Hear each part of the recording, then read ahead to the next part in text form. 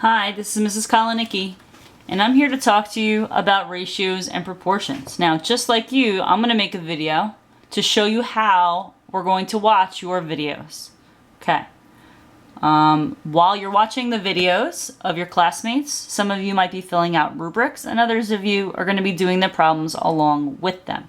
We're probably going to watch the videos more than once, so you have an opportunity to really look carefully at the videos and possibly score their components. All right, here's the first question. Write the following as a unit rate. 2/7 meters in 5/8 seconds. Remember, a unit rate is how much for one of something. And typically, if we're talking about ratios, we're talking about fractions. So ratios are the same as fractions. Just fit. Whew. Okay. So I'm going to write the words first, meters per second. And that makes sense because I'm talking about distance over time. 2/7 divided by 5/8. Okay. First step is I'm going to write this horizontally.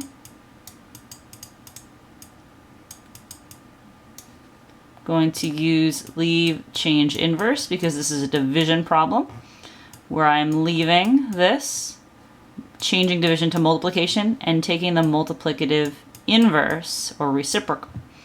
And now multiplying across to get 16 over 35. My final answer is 16 over 35 meters per second. And that little slash means per. Okay. Another way to talk about unit rate is in a table. For example, what is the constant rate of change based on the following table? When we're talking about a constant, we're talking about the letter K.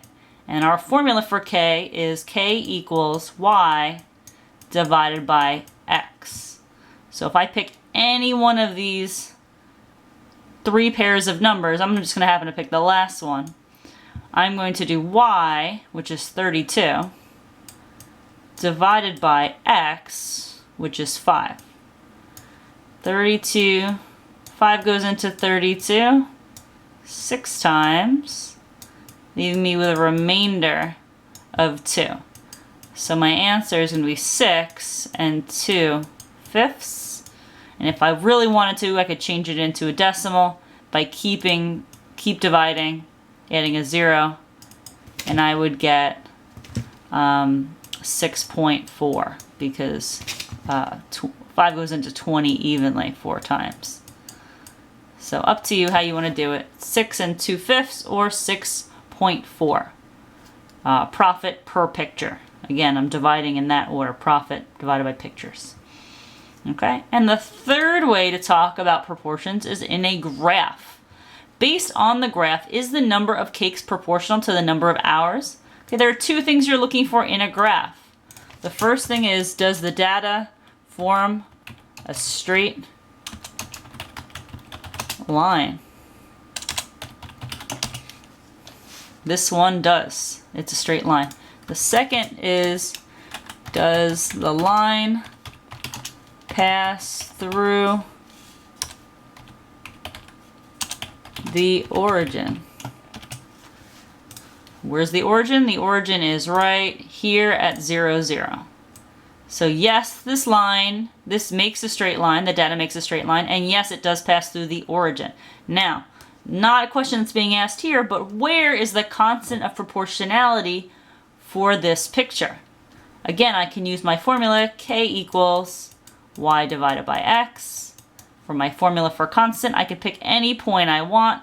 I personally like this point better, only because it's right in the corner of 60 and 2, so I don't have to guess, even though I have a pretty good idea what Y value this has. This probably has a Y value of 30, but it's a lot easier to look at this one. So the Y value, it's labeled here, is 60 for that point, and the X value for this point is 2. And if I do 60 divided by 2, I'm going to get the constant to be 30. And again, constant is cakes per hour. Y divided by X. So is this proportional? Yes, it is, because it forms a straight line that passes through the origin. Okay, there are 2 more questions in this topic, just like there might be additional questions after your video that helps us prepare for the midterm. So right now, pause the video and complete the 2 questions that go along with ratios. And then we'll come back and we'll do some proportions.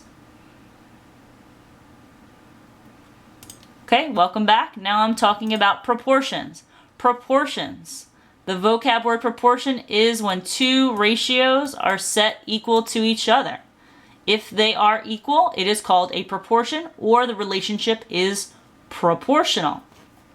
When we set up word problems having to do with proportions, how can I tell it's a proportion? I can tell when I read this question because there are words that repeat twice. A muffin recipe calls for 3 cups of sugar and yields 36 muffins. If Amelia only wants to make 24 muffins, how much sugar will she need? Couple words repeated there. Sugar, because the numerical number 3 cups is representing sugar, and the other numerical representation is 36, which represents muffins. Again, 24 represents muffins, and I want to know how much sugar, which means how many cups. So I'm comparing sugar, and again, that's represented by cups. And I'm comparing that to muffins. Now, it does not matter which order these are in. I just did it that way because it's in the order of the problem. So 3 cups of sugar, so that 3 is going to go here. That relates to 36 muffins, so those 2 are paired up together. 3 cups of sugar makes 36 muffins. That has to be in a ratio together. If Amelia only wants to make 24 muffins, okay, so the second part of the problem says 24 muffins. Because the 24 represents muffins, I have to put it in the denominator.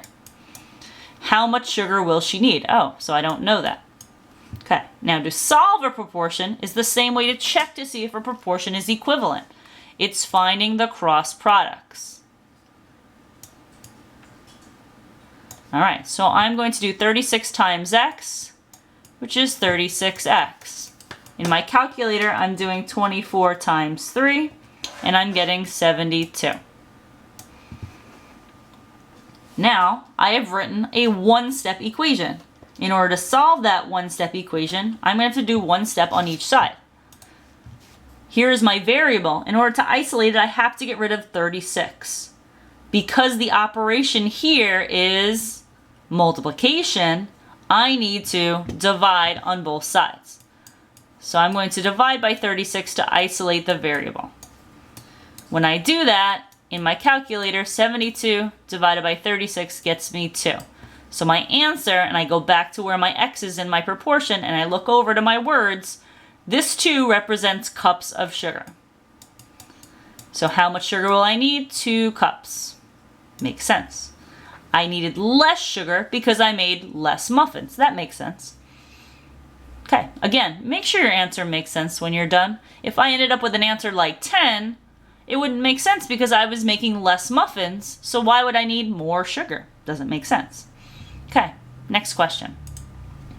The cost of tickets to a charity basketball game varies directly with the number of tickets purchased. 5 tickets cost $28.75. How much would 3 tickets cost? So again, a couple clues to tell you that this is a proportion question. One is, again, I'm comparing tickets and money, and tickets and money. I'm going to write those 2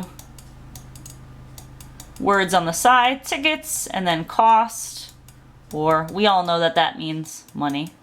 The other thing that tells me that this is a proportion question is this word right here, varies directly. The word varies directly is the same as saying it's proportional to. So either way, I'm going to have to write a proportion. So I set up my 2 fraction bars. My proportion is when 2 fractions are equal to each other. The first part of the information says 5 tickets cost $28.75. 5 tickets, $28.75. Written neatly so I can see it for later. How much, I don't know, would 3 tickets cost? So the 3 is going to have to go in the numerator to correspond with the number of tickets. Again, I'm going to cross multiply to solve my proportion. The easier one to do is 5 times x, and I always like to put the variable on the left side. In my calculator, I am doing $28.75 times 3, and I'm getting $86. Okay, so after I cross multiplied, I'm left with 5x equals 86 and 25/100. Again, I've written a one-step equation here. In order to isolate my variable, isolate where the x is, I have to get rid of 5.